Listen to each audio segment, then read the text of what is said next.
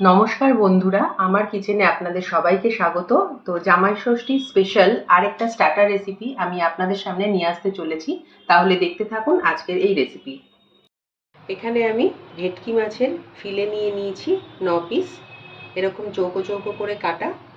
তো ভালো করে ধুয়ে আমি জল ঝরিয়ে নিয়েছি। এবার নিয়ে নিচ্ছি হাফ চামচ নুন, নিচ্ছি লেবুর রস, এটা 2 চামচ আছে পাতিলেবুর রস। আর এবার নিয়ে নিচ্ছি ব্ল্যাক পেপার গুঁড়ো, এটাও আমি 1 চামচ মতো নিয়ে নিলাম। তো ভালো করে মাখিয়ে নেব প্রত্যেকটা পিসের সঙ্গে। প্রত্যেকটা পিসের গায়ে আমি ভালো করে লেবুর রস, নুন আর গোলমরিচের গুঁড়ো মাখিয়ে নিয়েছি।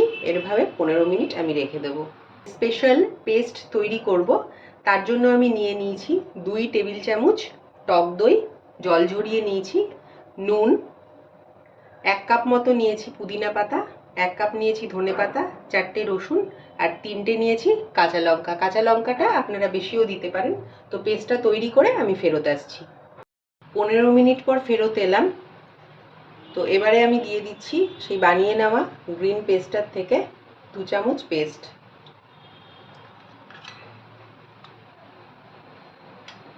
আর দিয়ে দিচ্ছি 1 চামচ আদা রসুনের পেস্ট।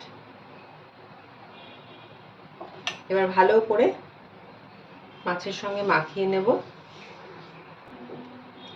তো আমার পুরো মাছটা ম্যারিনেট করা হয়ে গেছে। এভাবে আমি ঢাকা দিয়ে 1 ঘন্টা রেখে দেবো। এটা যদি চিকেন হতো তাহলে একটু বেশি সময় রাখতে হতো, যেহেতু মাছ 1 ঘন্টা রাখলেই যথেষ্ট। এখানে একটা ফ্রাই প্যান বসিয়ে নিয়েছি আর ওটা গরমও করে নিয়েছি। গ্যাসটা অন করে এবার দিয়ে দিচ্ছি বাটার।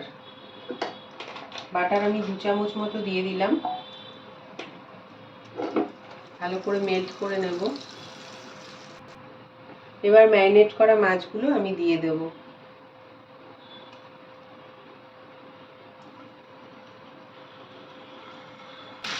খোলা অবস্থায় আমি এরকমভাবে 2 মিনিট কুক করে নেব প্রথমে। এবার একটা পিঠ আমি উল্টে দেব প্রত্যেকটা মাছের পিসে, একবার করে উল্টে দেব। একবার করে প্রত্যেকটা মাছ আমি উল্টে দিয়েছি। আর যেটুকু গ্রেভি মতো লেগেছিল প্লেটের মধ্যে সেগুলো আমি দিয়ে দিচ্ছি ওপর থেকে। এবার মিডিয়াম টু লো আঁচে দিয়ে গ্যাসের ফ্লেমটাকে ঢাকা দিয়ে আমি মিনিট 4-5 কুক করে নেব। ঢাকনাটা তুলছি, মাঝখানে আরেকবার আমি উল্টে দিয়েছিলাম। তো এবারে আরেকটা পর্ব হবে। গ্যাসের ফ্লেমটাকে আমি বন্ধ করে দিচ্ছি। মাছটা তৈরি হয়ে গেছে। এবার স্মোকি ফ্লেভারটা আনার জন্য আরেকটা পর্ব দেখতে হবে। একটা চারকোল নিয়ে নিয়েছি, চারকোলটা একটু গরম করে নেব।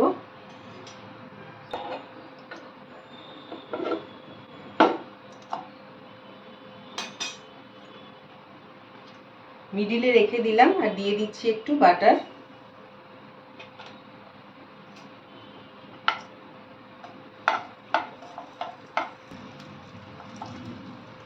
এবার আমি ঢাকা দিয়ে দেব আর গ্যাসের ফ্লেমটাকে অফ করে দেব আর এইভাবে রেখে দেব 5-6 মিনিট।